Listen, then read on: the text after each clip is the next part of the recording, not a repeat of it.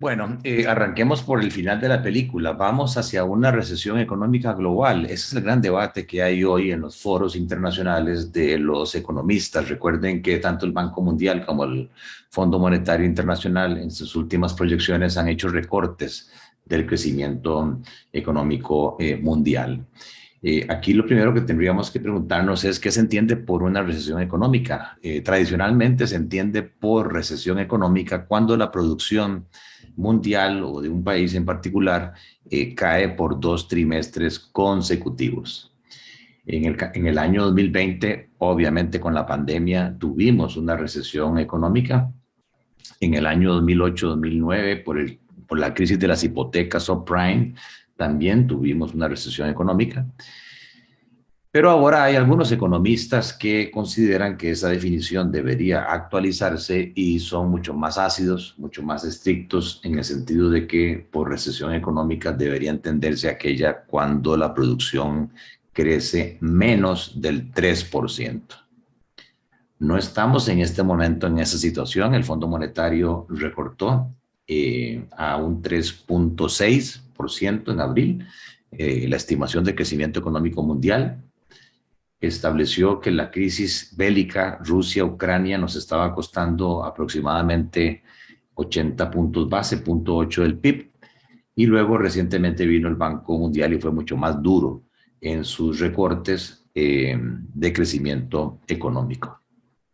Yo en lo particular creo que no vamos a caer en una recesión económica global, pero que sí cada vez más estamos más cerca de ella. La probabilidad ha subido. Y sí creo que lamentablemente en los próximos años podría darse el caso de lo que llamamos nosotros un fenómeno de estanflación. O sea, una situación donde la producción no crece, pero además tenemos un fenómeno de aumento de precios. Y eso lleva a los economistas a una famosa curva de Phillips que se llama, de tomar decisiones que lo ponen contra la pared en cuanto a un trade-off o un intercambio entre controlar la inflación eh, y a su vez generar oportunidades de empleo. ¿Por qué? Porque el control de la inflación normalmente genera, como lo vamos a ver, efectos recesivos y eso trae como consecuencia menor crecimiento económico y aumento del desempleo. Con esto en mente, voy a tratar de desarrollar en el tiempo que me han dado mi presentación. Precisamente el tema es si nos estamos adelantando a una recesión económica debido a varios elementos. Uno de ellos es, digamos, el fuerte deterioro que se está dando en cuanto a los intercambios del comercio internacional por una posición geopolítica de la China de llevar a confinamientos excesivos con tal de que el COVID llegue a cero. Y eso está haciendo que con solo que una, dos, tres personas salgan contagiadas con la variante Omicron, que es menos letal, a pesar de eso, los chinos están cerrando, por ejemplo, el puerto de Shanghái, que es un gran pulmón para el comercio internacional.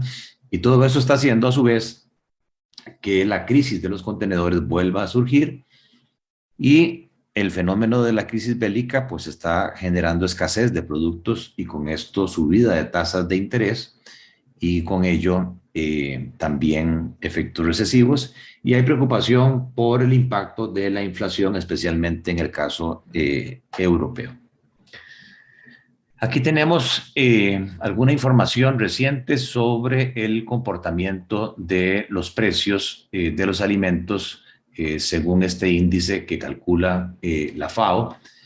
Como ven, el aumento del año 2020, fines de 2020 a hoy, los alimentos han subido un significativo 52%.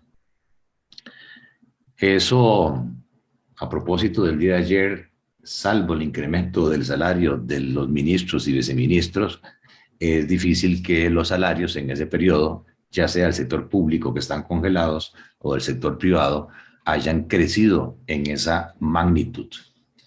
Entonces, por ahí tenemos un primer elemento, aumento de precios de los alimentos, y nosotros somos un gran importador de alimentos. El otro gran elemento es la energía, el petróleo. Hay escasez porque dos grandes oferentes están en un conflicto, tanto Rusia como Ucrania, que son proveedores de petróleo. Eso está generando algún tipo de escasez y está llevando a que el precio del petróleo, que llegó a estar a $20 el barril en marzo del 2020, haya ya superado el techo de los $100 y que se esté cotizando entre 110, 115.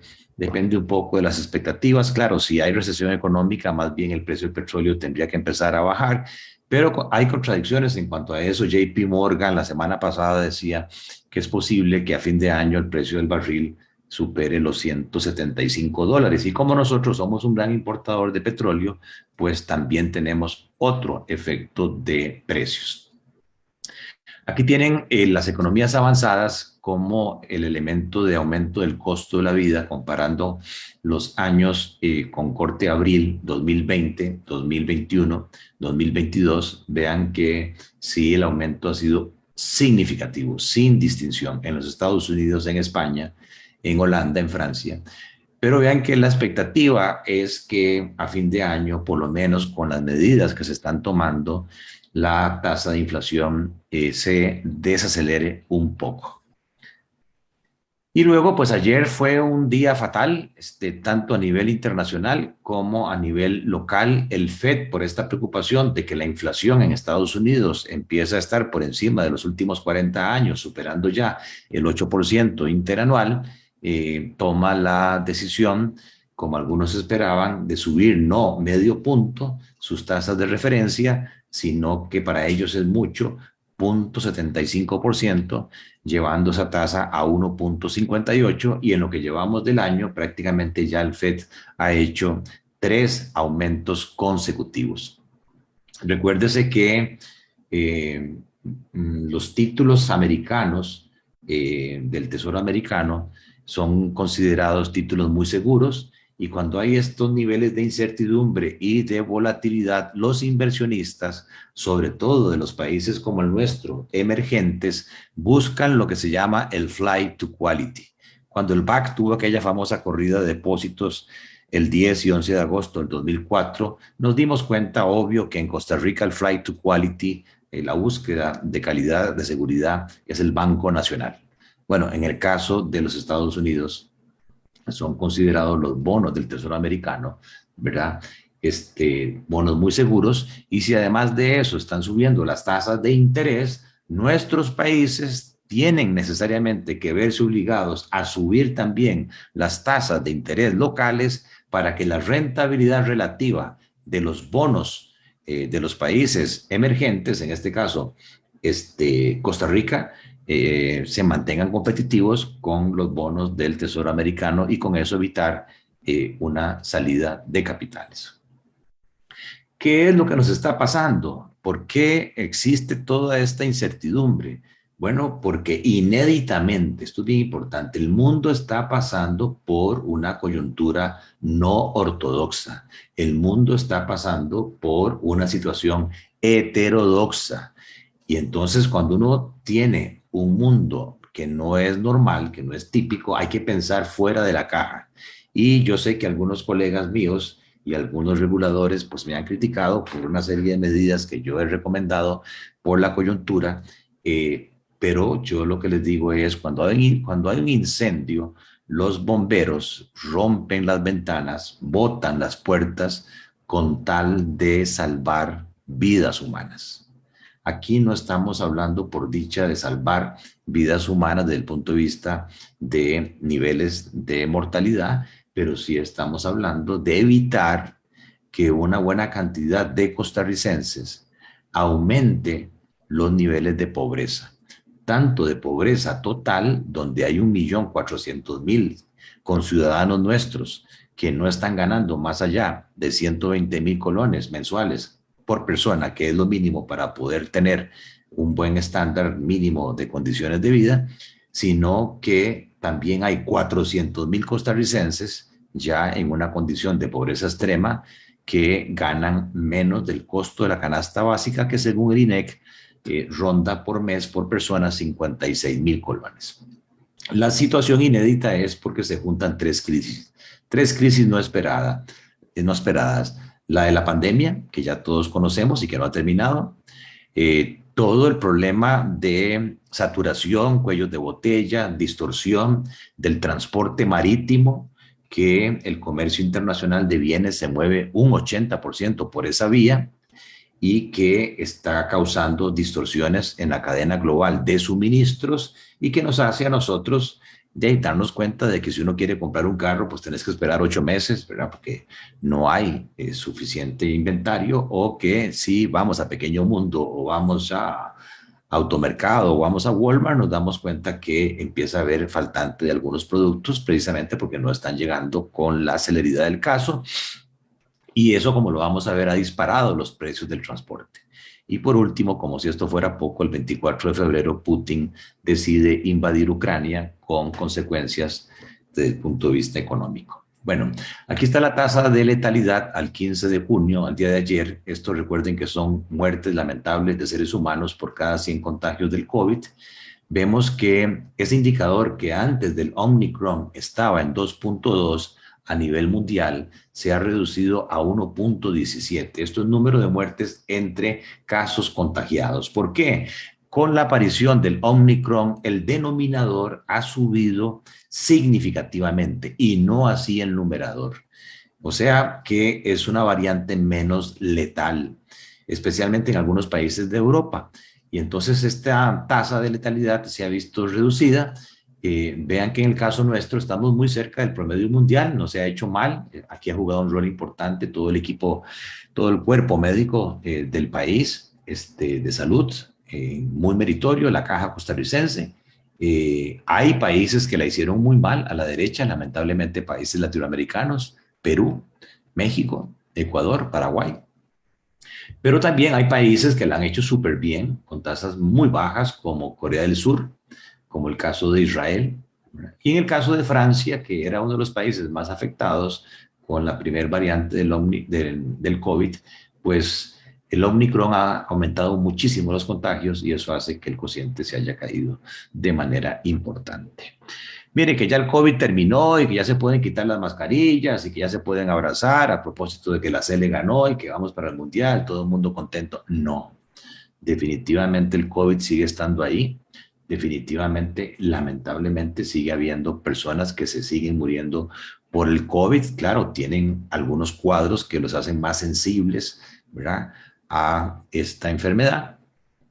Pero vean que el promedio diario de la segunda semana de junio está dando que por cada 1.000.000 de habitantes, en el caso de Israel, que como veíamos es de los más exitosos en el manejo de letalidad, pues sí, siguen surgiendo 627 casos diarios por cada 1.000.000 de habitantes. O el caso alemán, el caso francés, y vean que nosotros seguimos estando ahí en la cola derecha, ¿verdad? En algunas posiciones importantes con 323 casos. A nivel de la cola izquierda, pues vemos algunos países latinoamericanos con prácticamente de 4, 5, 15 casos por cada 1.000.000 de habitantes, y luego hay un nivel medio ahí, Guatemala, Salvador, Argentina. Pero nuestro país se está codeando junto con Panamá, Chile, junto con países europeos, y el caso de Israel, donde el COVID sigue creciendo. Eso me lleva a la crisis de contenedores. No he logrado actualizar el índice, no me dio chance, pero no ha cambiado muchísimo. Aquí el problema es que transportar un contenedor de 40 pies está costando prácticamente cerca de los $8.000, cuando antes de la pandemia ese costo estaba en $1.300.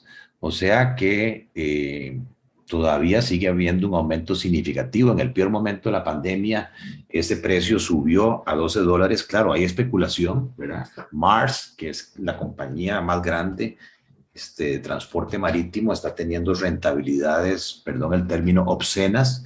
Así como ayer Biden criticó a algunas compañías petroleras que están abusando con el precio del petróleo, bueno, de igual forma, ¿verdad? Ha habido un abuso ante la escasez de aumentos en los márgenes, en este caso de compañías de transporte. Me decía un amigo, no en fútbol, porque somos enemigos, él es liguista, yo soy sapricista, a propósito del domingo que ganamos, que cuesta más, en algunos casos, Joseph, de Pequeño Mundo, el transporte del contenedor que lo que viene adentro del contenedor. A ese nivel estamos hablando. Y claro, eso ya antes de la crisis bélica estaba afectando también los precios de insumos, los precios de fertilizantes. También había un fenómeno importante a recordar, que las cajas de cartón estaban disparadas o están disparadas de precio, porque con todo el desarrollo post-virtual, ¿verdad? Con todo el desarrollo del e-commerce, con las compras en la nube, con las plataformas de Alibaba, con las plataformas de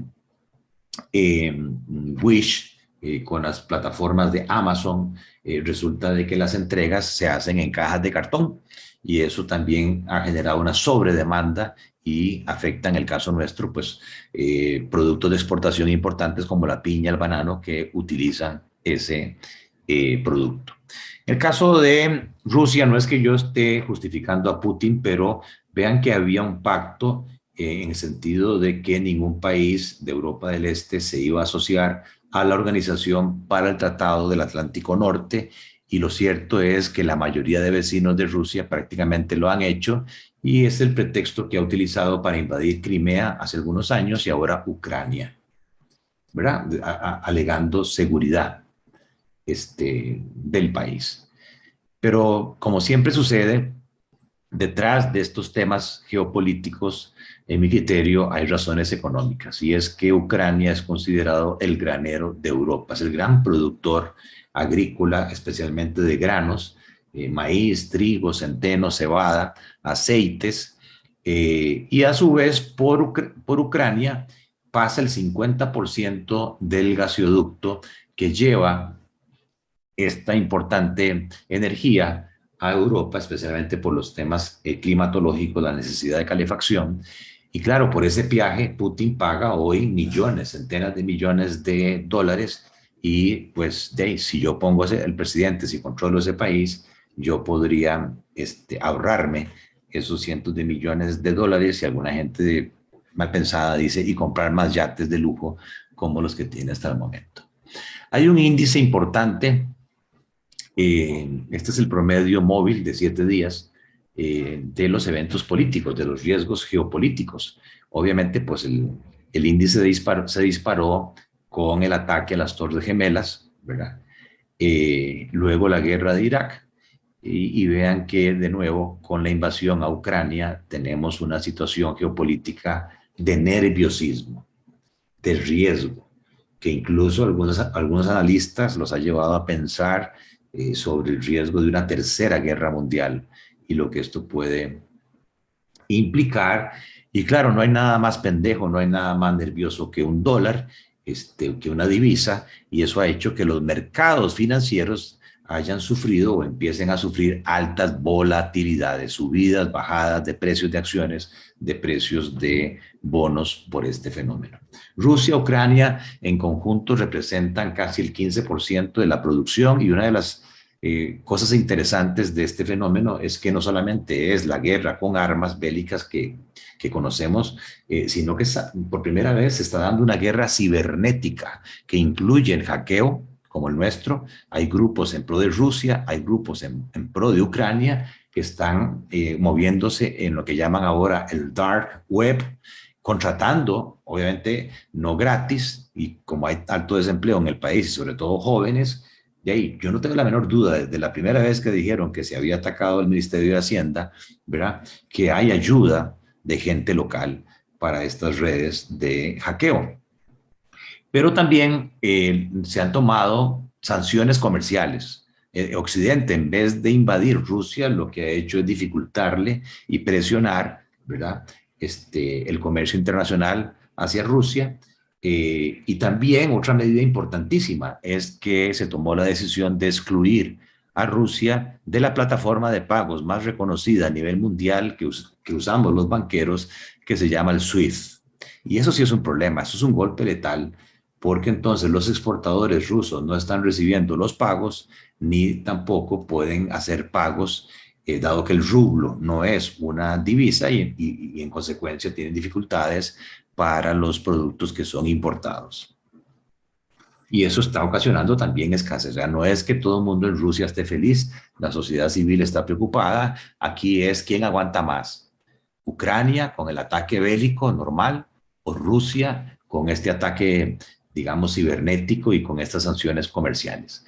Y luego pueden ver la participación de ambos países en temas como el maíz. Recuerden que nosotros importamos granos. Aquí hay un grupo de empresas que en conjunto traen granos a través de Caldera, que es el alimento, por ejemplo, de los pollos. Entonces, si los granos son más caros, el pollo va a ser más caro y todos los derivados del pollo.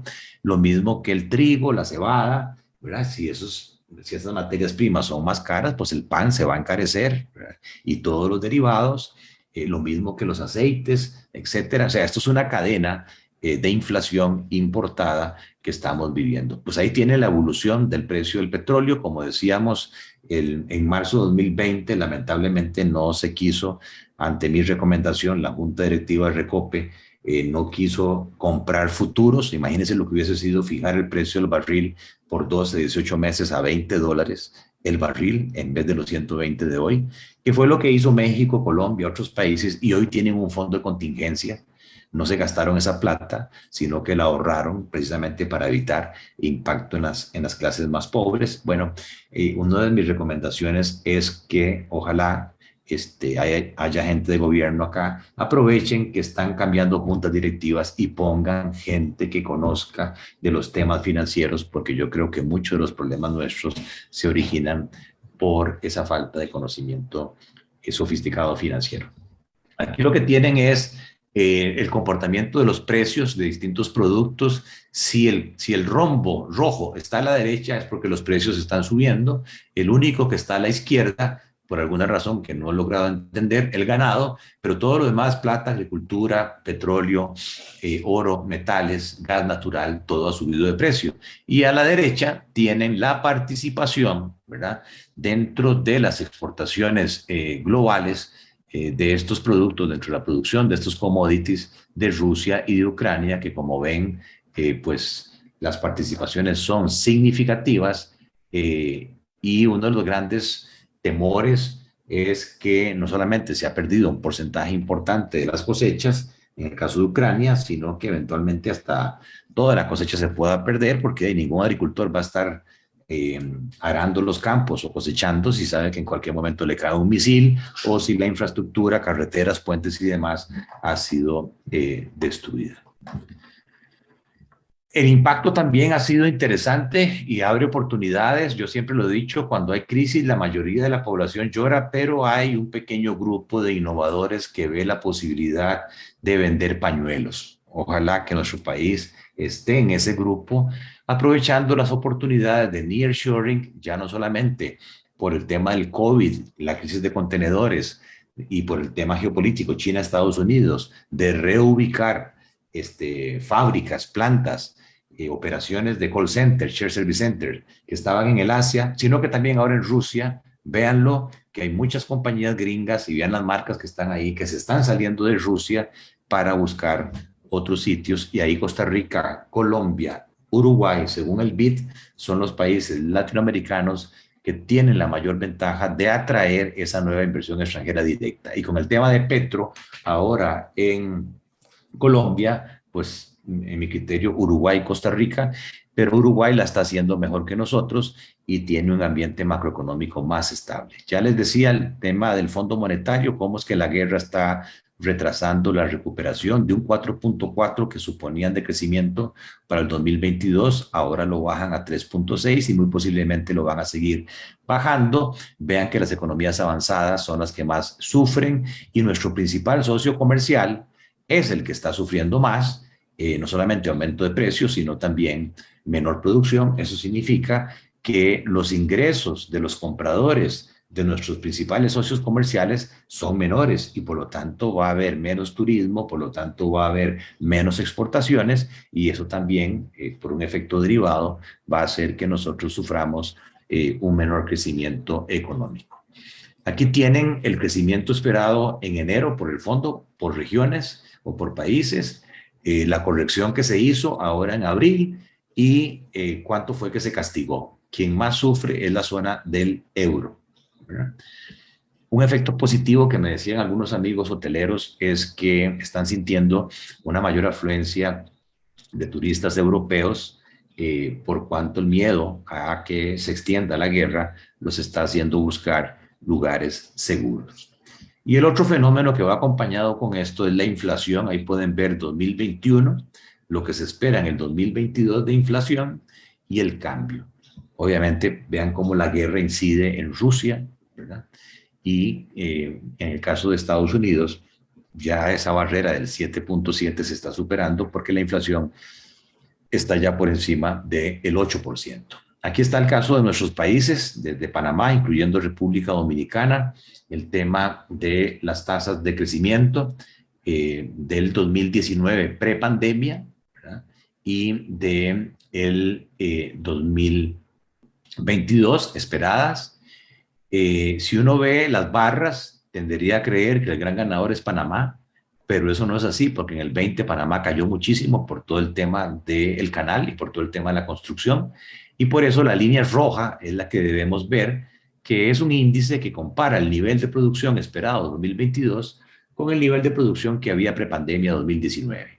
Si eso es así, yo no creo en los números de Nicaragua, el gran ganador es Guatemala y República Dominicana. Ojo con República Dominicana, que se está convirtiendo en un gran competidor de Costa Rica, tanto en turismo como en atracción de inversión extranjera directa. Y nosotros estamos un 6.6% arriba respecto al nivel de prepandemia. Y si vemos precios, pues Dominicana y Nicaragua son las que más están sufriendo la inflación. En el caso de Costa Rica, se estima por parte del Fondo Monetario que la inflación a fin de año nuestra anual será de 5.4%. Yo soy más pesimista, creo que nuestra inflación va a andar más cercana entre el 6 y el 7%. Tenemos el dato del déficit fiscal, cómo la pandemia hizo que los gobiernos tuvieran que incurrir en gastos mayores y una menor recaudación. Eso afectó a las finanzas públicas y cómo en el 2021 hay una mejoría de los déficits fiscales. En el caso de Costa Rica, lamentablemente, de ahí nosotros seguimos con déficits relativamente más altos, solamente superados por Panamá y El Salvador, que están en una gran condición crítica al haberse ligado con el Bitcoin, una locura, en un activo especulativo muy volátil y como saben ya ronda los $22,000. Y tienen el déficit primario, que esto es lo más importante para nosotros, el poder alcanzar un superávit primario, ingresos menos gastos antes de intereses.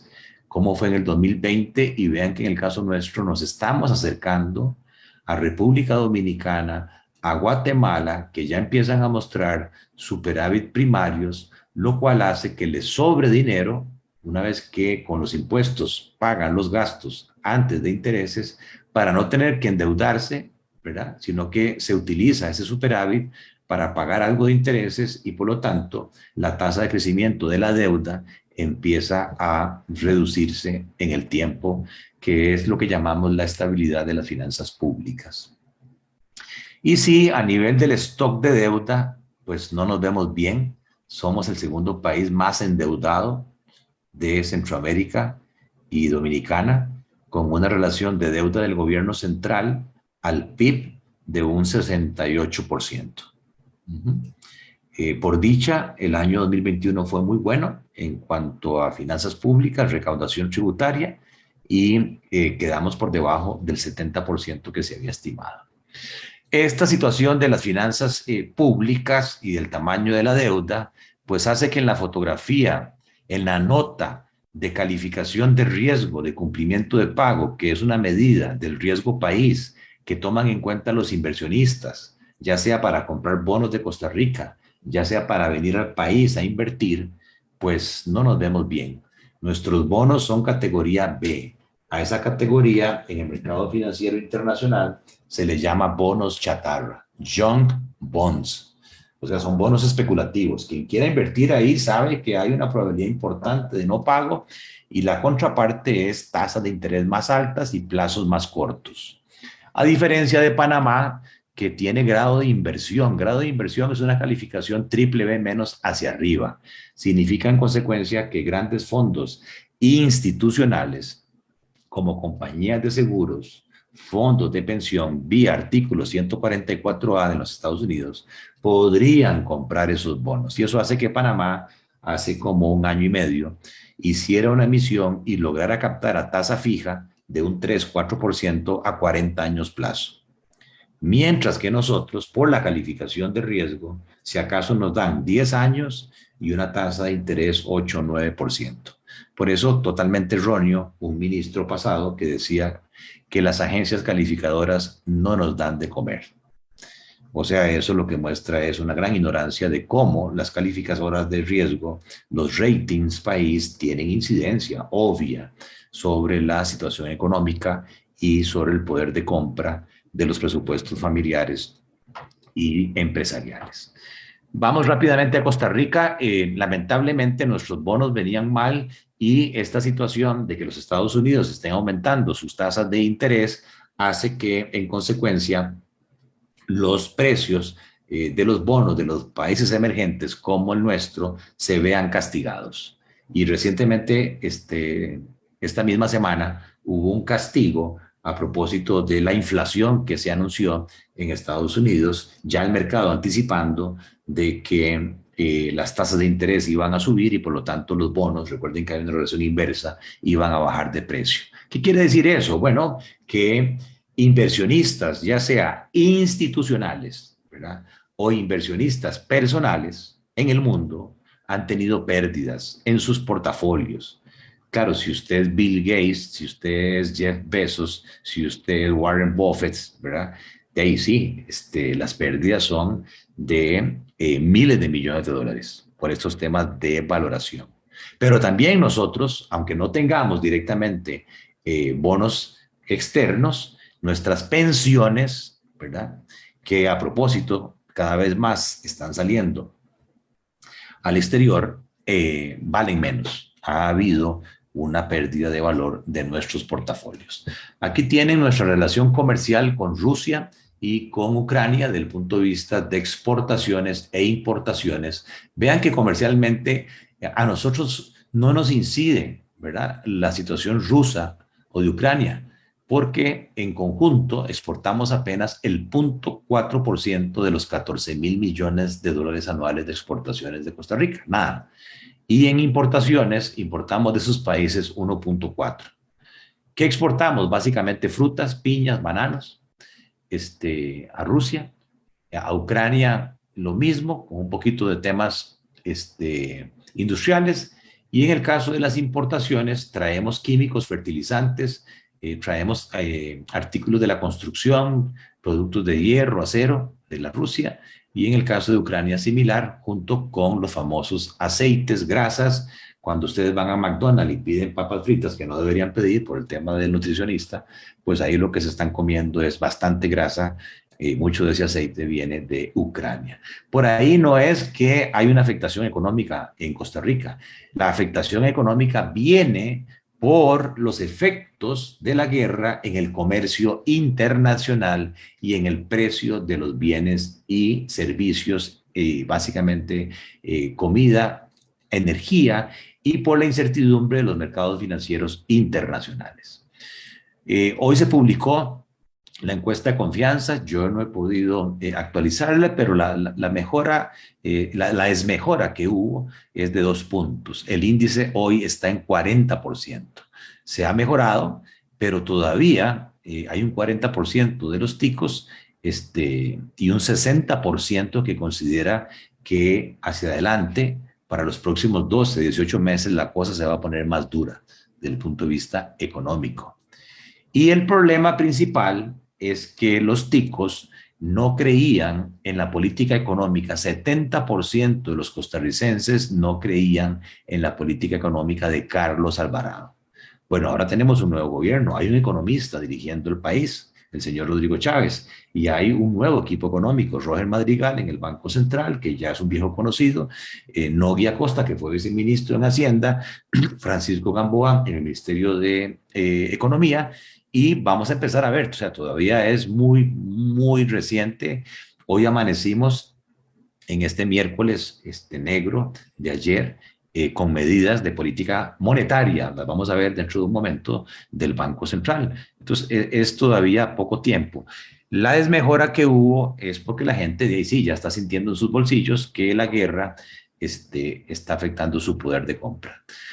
La historia de las tasas de crecimiento del Producto Interno Bruto de Costa Rica, vean que nuestro Banco Central las revisó del 3.9, ahora estamos proyectando crecer 3.4 y yo creo que muy pronto el Banco Central lo va a recortar un poco más. Mi número es que vamos a andar cercanos al 3%. El IMAE reciente, el país sigue creciendo interanual por un efecto rebote, 7,5%, pero dos cosas a destacar aquí. Nuestro régimen de producción, nuestro sistema productivo sigue siendo dual. Hay un régimen muy dinámico de zonas francas y hay un régimen del resto de empresas en el parque definitivo, o sea que no tiene ningún tipo de incentivo tributario. Formalmente, ¿cuántas empresas hay en el país? 70,000. De esas 70,000 cotizando en la Caja del Seguro Social, ¿cuántas están en zonas francas? 400. O sea que nuestro parque empresarial en su mayoría es del régimen definitivo. Y el segundo dato que se puede ver en este gráfico es que a consecuencia precisamente de esos elementos globales, el ritmo de actividad económica del sector dinámico que nos estaba haciendo crecer, que son las zonas francas, empieza a caer. Y por tercer mes consecutivo, ya la tasa de crecimiento de las zonas francas está por debajo de la tasa de crecimiento del régimen definitivo. Eso es un elemento nuevo, coyuntural, por la situación global. Ahora, para entenderlo mejor, si nosotros agarramos los datos de nivel de producción de abril del 2019 y decimos que ese nivel, para definir un índice, vale 100, ¿verdad? Y hacemos referencia de los niveles de producción en cada abril 20, 21 y 22 y lo comparamos con ese 100, vemos que a nivel de la economía costarricense, la pandemia nos pegó abril, 8 puntos de pérdida de crecimiento económico, pero que ya en abril 2021 ya nos habíamos prácticamente recuperado y que abril 2022 ya estábamos un 9% arriba de la producción del 2019. Pero no es lo mismo esa recuperación y esos efectos si uno es una empresa en el régimen definitivo que apenas estaba un 6% arriba, vis a vis las zonas francas, un 36% de mayor producción real comparado con el nivel prepandemia. O sea que el gran ganador de nuestra actividad productiva ha sido el régimen de zonas francas. Entonces estamos un 109 arriba del nivel prepandemia. Si ahora lo queremos ver con más detalle, aquí está el mismo 109, el IMAE total, y a la derecha están los sectores productivos ganadores. Si ustedes andan buscando empleo, estos son los sectores donde hay empresas dinámicas que los podría contratar. La industria metálica, vean, está prácticamente a un 106% de la actividad que había en prepandemia. La industria en zonas francas de insumos médicos, la industria restante de zonas francas, la industria de químicos en zonas francas, la industria de papel, servicios profesionales, todo lo que es Shared Service Centers, infocomunicación, la actividad local comercial de farmacias, comercio de alimentos. Y a la izquierda podemos ver los sectores perdedores, aquí lo que ya llama más la atención y preocupa, que hoy la construcción de obra pública está a un 40% de lo que fue la obra pública en el 2019.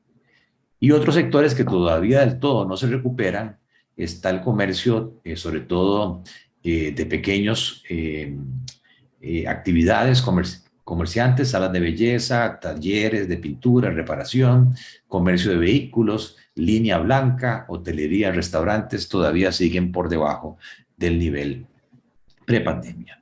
Y eso hace que el desempleo se haya recuperado, pero que sigamos con una tasa de desempleo relativamente alta, 13.3. Eso significa que en el país hay 325,000 personas sin empleo, personas trabajando menos de 40 horas a la semana, 236,000. Quiere decir que hay casi 600,000 personas de una u otra manera con problemas de ingresos por razones de empleo. La tasa de desempleo ampliada, esto es, la tasa de desempleo abierta más personas que se cansaron, ¿verdad? Y que se salieron, es un 14%. Y el otro elemento aquí es que las mujeres tienen una tasa de desempleo lamentablemente 1.75 veces más alta que la tasa de desempleo de los hombres. Hay 176,000 mujeres sin empleo y 149,000 hombres sin empleo. Y el otro elemento vergonzoso para mí es que esta tasa de desempleo es muchísimo mayor en el segmento de jóvenes de 15 a 24 años, especialmente mujeres, donde la tasa de desempleo es un 40% y los hombres un 26%. Y a nivel educativo, vean que la mayor tasa de desempleo país, o en hombres o en mujeres, se da en aquellas personas que no tienen secundaria completa o que están en secundaria. Bueno, todo esto al final nos lleva a que esta inflación importada, que va a fluctuar entre el 5 al 8%, tiene efectos negativos en la economía costarricense. Por un lado, va a subir las tasas de interés. Ya hoy el Banco Central anunció que su tasa de política monetaria la subió 1,5% más. Ya es el quinto aumento consecutivo desde diciembre que nuestro Banco Central sube las tasas de interés, y eso obviamente tiene un efecto recesivo sobre el consumo y sobre la inversión. Pero además, el Central anunció hoy que el encaje mínimo legal en colones sube en 2 quincenas, ¿verdad? Del 12% al 15%. ¿Qué significa eso? Que los bancos van a tener que salir a captar plata al mercado para depositarle más colones al Banco Central. Y eso va a hacer también que el precio del dinero, que las tasas de interés vayan a subir y que salgan colones de la economía, porque el central está preocupado de que anda mucho colón suelto buscando dólares y que eso está impactando también el tipo de cambio. El mismo efecto, solo que en el caso de las cooperativas y el solidarismo se llaman reservas de liquidez, le aplicó el Banco Central ayer. Le está subiendo sus requerimientos del 12 al 15%. Por otro lado, al tener precios más altos, ¿verdad? Y al no ser el colón una divisa, un medio de pago internacional, la gente sale a comprar más dólares. Y eso hace que el tipo de cambio suba. ¿Hasta dónde va a llegar? ¿Los 700 pesos o los 1,000 colones? Ahora lo vamos a ver. También está haciendo esto que por problemas de deuda, del ICE, de Recope, tengan a su vez que subir tarifas. Y eso aumenta el costo de los servicios públicos. Y este efecto de inflación importada, que es un efecto, digamos, un shock de oferta que reduce la oferta, sube los precios, pero contrae la producción.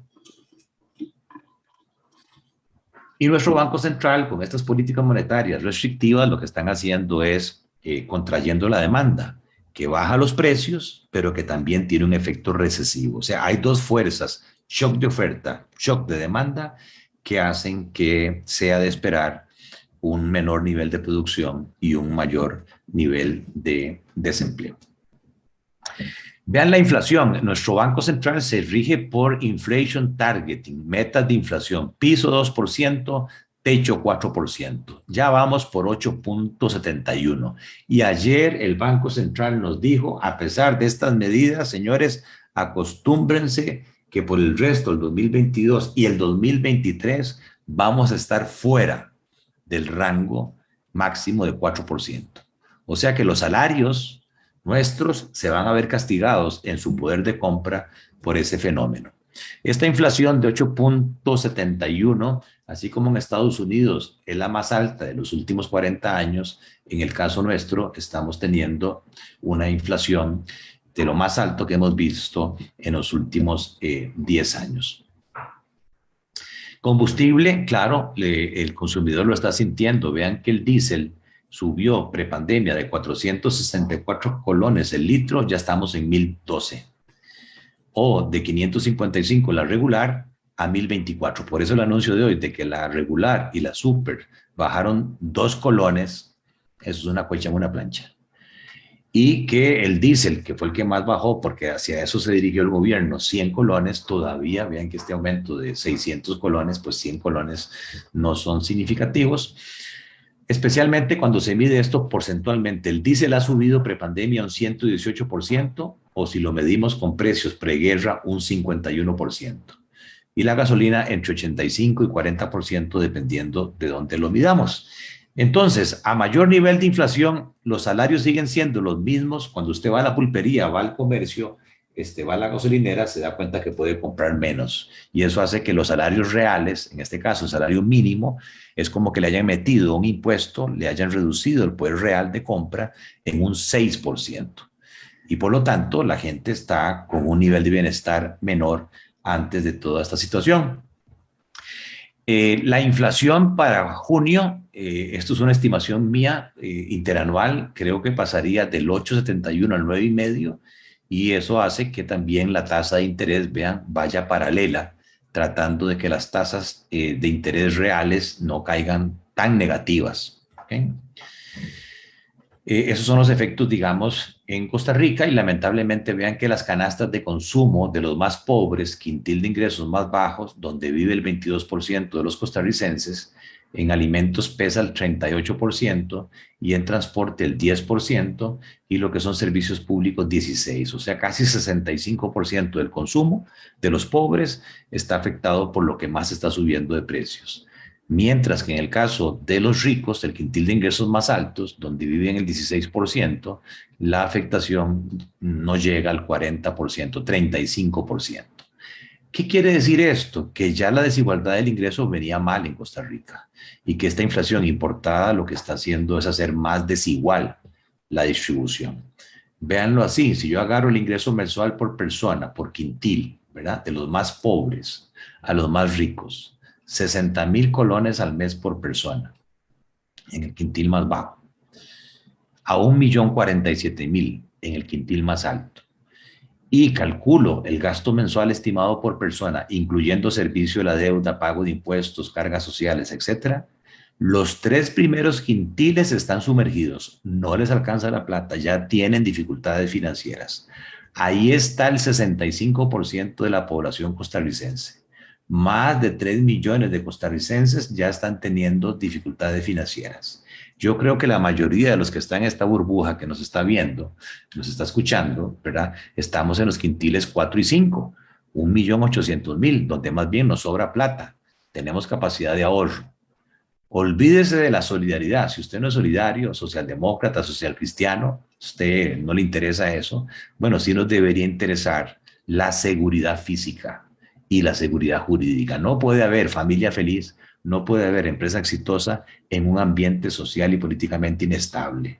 Está en riesgo el Estado Social de Derecho.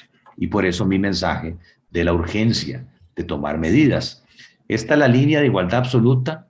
Este es el sueño de Chávez, Hugo Chávez. Este es el sueño de Fidel Castro, Raúl Castro. Este es el sueño de Daniel Ortega, ¿verdad?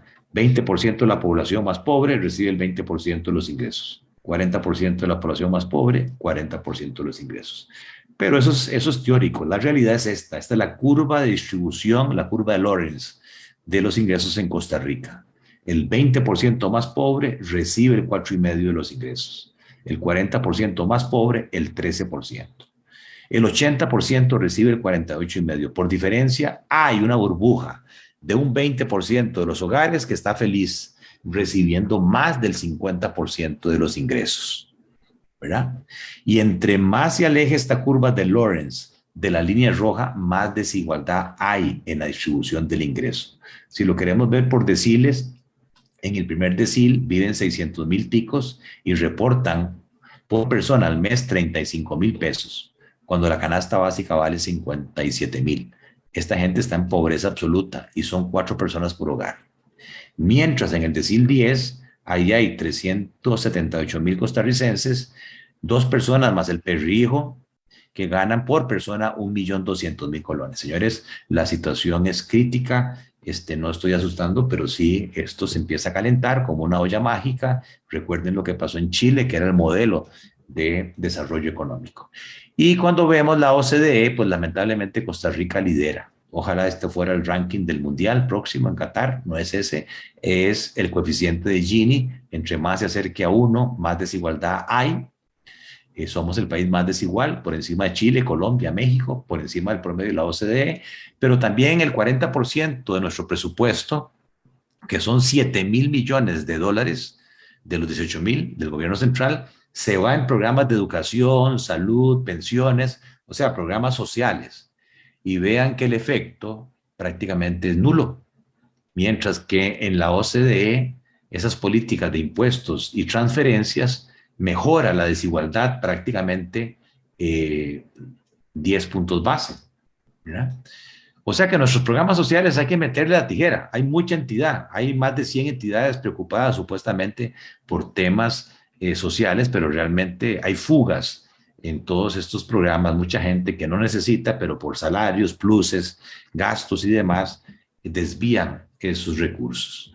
Me voy a pasar estos temas para ir terminando por efectos de tiempo. Tipo de cambio, estamos ya en 681,88, tipo de cambio de compra, se ha devaluado desde abril 2020, hemos tenido una devaluación de un 22%, el tipo de cambio ha subido 123 colones, y en lo que llevamos del año, el tipo de cambio se ha devaluado 43 colones, casi un 7% de devaluación. Tratemos de explicar por qué. Estas son las ventanillas de los bancos. Aquí es donde se mide las compras y ventas que los bancos le hacen a las personas y a las empresas de dólares. Si las barras son positivas, como están aquí la mayoría de estas barras, quiere decir que el mercado privado es un mercado superavitario, ¿verdad? O sea que si el tipo de cambio en Costa Rica lo fijaran las familias, las empresas y los intermediarios, el tipo de cambio hoy se estaría apreciando. O sea que la devaluación no se está dando por el mercado privado, se está dando por otras fuerzas que ya voy a explicar.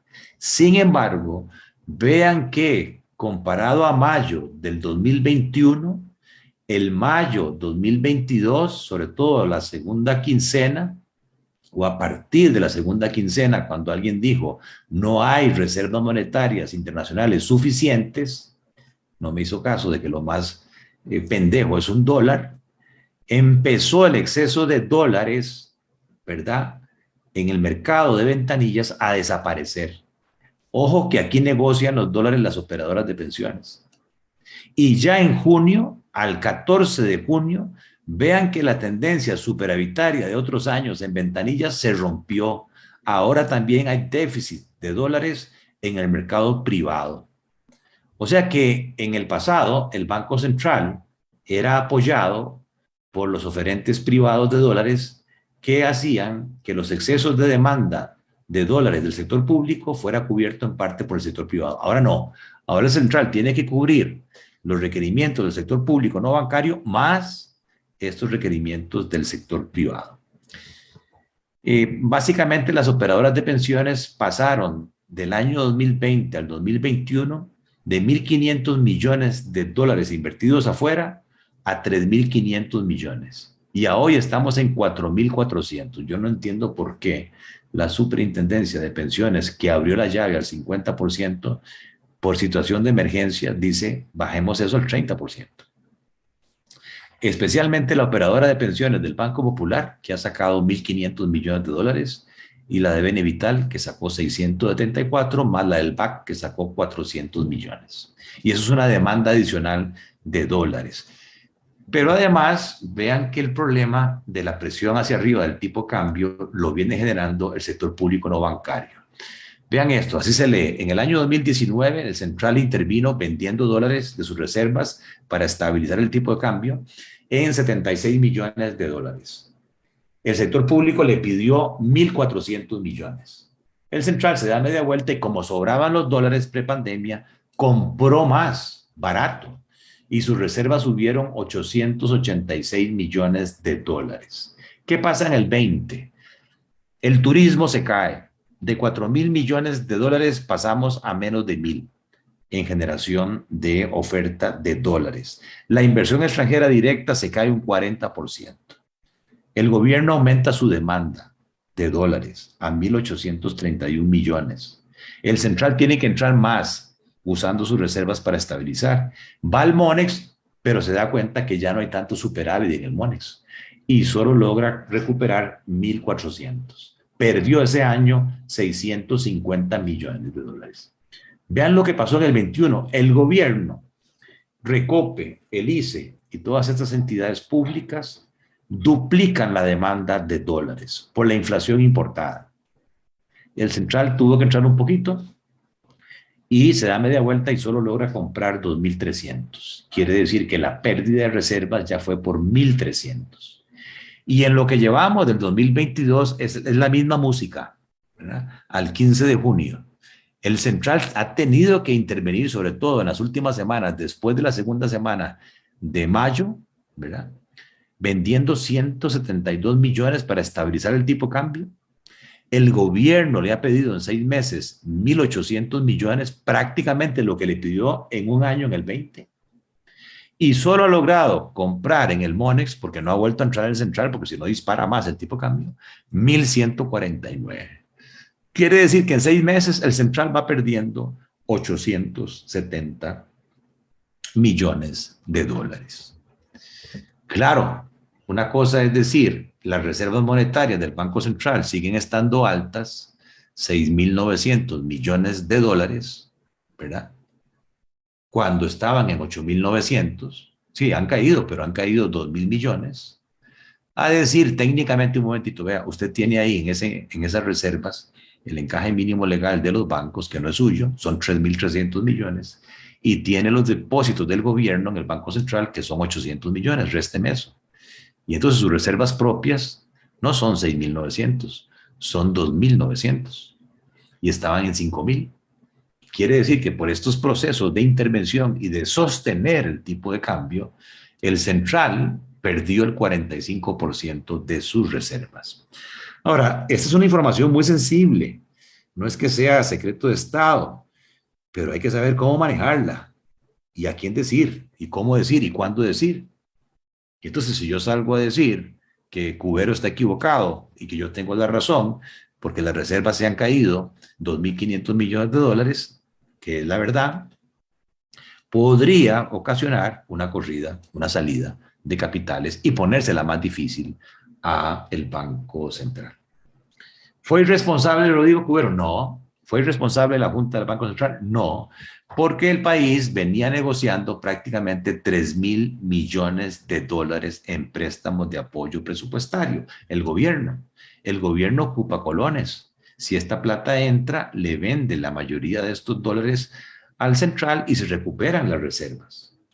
Por ejemplo, se esperaría que en estos días el Congreso apruebe de esos 3.000, 1.130, ¿verdad? Más lo que ya el Banco Central anunció, que va a acudir a 1.000 millones al Fondo Latinoamericano de Reservas, ¿verdad? Más los eurobonos, que se esperaría que por lo menos les autoricen una emisión de eurobonos de 2.000, 1.500 millones. O sea que es muy posible que en los próximos meses el Banco Central recupere el saldo de reservas. Si eso es así, la pregunta del millón, ¿qué le va a pasar al tipo de cambio? Devaluación moderada. Puede ser que regresemos a 670, 660, tranquilidad. Pero si por alguna razón se le mete al Congreso, ¿verdad? O al gobierno no mandar estos préstamos, no formalizar los eurobonos, el Banco Central no formaliza la línea y la inflación sigue creciendo, muy fácilmente el tipo de cambio se dispara a micolones. Yo no estoy viendo ese escenario, no quiero asustar. Yo creo que el escenario nuestro va a ser uno donde las cosas que se tienen que dar de afluencia de dólares se van a concretar y eso haría que esta crisis cambiaria sea coyuntural. ¿Cuál es el problema? Bueno, que el total del crédito en el país son 37.000 millones de dólares en 1.220.000 deudores. Cada deudor debe 30.000 dólares. Nuestro sistema es de banca de personas. Vean, el 61% del crédito va a personas, 39% va a empresas. Las personas deben al sistema $19,000. Las empresas deben $500,000. El 64% del crédito está en colones. Hay un 36% en dólares, pero vean que el problema es que de este 36%, 22%, $8,000 millones, es dado a gente en dólares que no gana en dólares. O sea que tienen riesgo cambiario. Quiere decir que aquí hay 772,000 familias que deben $5,000 millones, que están sufriendo subida de tasas de interés, pérdida de poder de compra por inflación y aumento de la cuota y del principal por devaluación. Esa es la gente que la está viendo más fea, ¿eh? Y luego hay empresas, 21,000 empresas, que deben 3,000 millones sin generar dólares. Y las finanzas públicas, pues esto ya es más conocido. El presupuesto son 18,000 millones de dólares. Vean que los ingresos básicamente vienen de 4 impuestos. Tenemos 120 impuestos, obviamente hay que simplificar impuestos, concentrarse en estos 4, ¿verdad? Muy importante el IVA, muy importante renta. La ley de fortalecimiento de las finanzas públicas funcionó.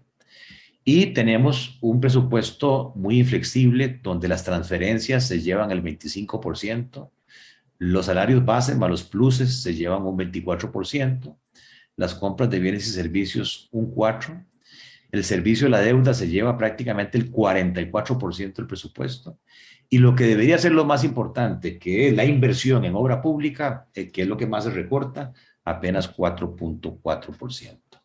Y eso nos ha llevado a que entonces todos esos huecos fiscales se hayan financiado con deuda y que hoy tengamos un esperado de un 70% de apalancamiento a fin de año, con vencimientos muy fuertes por año, 4,000 millones, pero para nuestra tranquilidad, la mayoría de los vencimientos son deuda interna, salvo el eurobono en enero del próximo año, que vence en 1,200 millones, ¿verdad? Y que de esa deuda interna, el 70% está en manos de las mismas entidades del sector público, por lo cual es obvio que debería haber una renegociación de esos vencimientos. Termino con el tema del crédito, que ya lo veíamos, ¿verdad? La morosidad. ¿Qué le está pasando a la morosidad? Sí, en el momento peor de la pandemia, la mora se disparó, mora de más de 90 días y en cobro judicial, pero vean que los deudores en colones, al bajarse tanto las tasas en colones, están mostrando un mejor comportamiento de pago que las morosidades en dólares. Y si de este número yo nada más me quedo con los deudores no generadores, esa mora es de 3,5%. O sea, ese es el mayor riesgo que tiene el sistema financiero. Y cuando veo la deuda de personas, la mayoría son 11,000 millones vivienda, 8,000 millones créditos personales, las tarjetas de crédito están paralizadas en 1,700 millones y los créditos prendarios están en 1,200 millones de dólares. ¿Cuál es el impacto entonces? El Banco Central y el Fondo Monetario dicen que por cada 10% de aumento en el precio de los combustibles, y ya vamos en el año en un 50% de aumento, decíamos, la inflación sube por cada 10, 1. O sea que ya la inflación nuestra esperada tiene un piso de 5. Y aquí tienen otras estimaciones de impacto en el déficit primario, en el crecimiento económico, cómo lo recorta y cómo aumenta el déficit de cuenta corriente, y eso también le mete presión al tipo de cambio. En conclusión, ya para no cansarlos con tanta información, pues yo creo que no vamos a una recesión, sí vamos a una estanflación. Eso afecta a nuestros socios comerciales, eso nos va a afectar en cuanto a menor volumen de actividad. Las reservas monetarias nuestras se han reducido un 45%, eso limita la capacidad de intervención del Banco Central. Urge, en consecuencia, ayudarlo aprobando los créditos de apoyo presupuestario, los eurobonos. Hay que mantenerse muy firme y evitar que sigan entidades diciendo que quieren salirse de la regla fiscal porque tienen ingresos propios. Entonces se han dado cuenta que el problema no son ingresos. La regla fiscal lo que busca es controlar el gasto. Ustedes ya vieron, las municipalidades se salieron de la regla fiscal y los gastos corrientes se dispararon entre un 30 y un 40%. Si una municipalidad al final no puede pagar, ¿de quién es? ¿Del sector público? ¿Quién tiene que pagar? El sector público. Urge proyectos de reactivación económica, especialmente para oportunidades de mano de obra no especializada. Hay que pensar en ayudas transitorias, mayores transferencias para los más pobres, ¿verdad? Así como también medidas de subsidios o de rebajas de impuestos para mitigar coyunturalmente el aumento de los combustibles. Está la misión del Fondo Monetario aquí. Yo espero que se renegocie. El fondo está consciente que el mundo es otro. Por lo tanto, debería haber mayor flexibilidad en metas por parte del fondo. Estamos en un periodo de sesiones extraordinarias. El Ejecutivo debería estar llenando la agenda de proyectos en esta línea. Todavía falta. Y por último, desde el punto de vista de ustedes como familias y desde el punto de vista como empresas y estudiantes, decía el gringo, cash is king. Cuando hay problemas de crisis económica, mantenga el efectivo, sea prudente, no se embarque, no se endeude, posponga, tranquilícese, tenga efectivo. El que tiene efectivo ve oportunidades y puede comprar más barato, un lote, una casa, un carro, aguántese. Ojo con la calidad de sus deudores, puede haber más mora y trate de acortar el ciclo de flujo de efectivo pasándole el problema a los proveedores, aumentando el periodo medio de pago y sí bajando el periodo medio de inventario y el periodo medio de cobro, ¿verdad? Que es como definimos el ciclo de flujo de efectivo.